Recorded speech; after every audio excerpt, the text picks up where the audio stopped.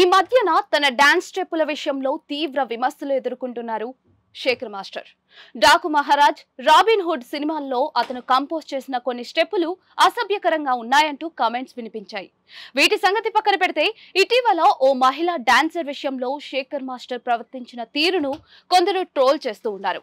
Social మీడియాలో రకరకాల comments చేస్తూ ఉన్నారు. తాజాగా వీటిపై స్పందించాడు శేఖర్ మాస్టర్. ఓ పాడ్కాస్ట్ ఇంటర్వ్యూలో పాల్గొన్న ఆయన సాంగ్స్ కాంట్రవర్సీ, హుక్ స్టెప్ల మీద ట్రోలింగ్, మహిళా డాన్సర్ ఉన్న ఇష్యూస్ గురించి స్పందించాడు.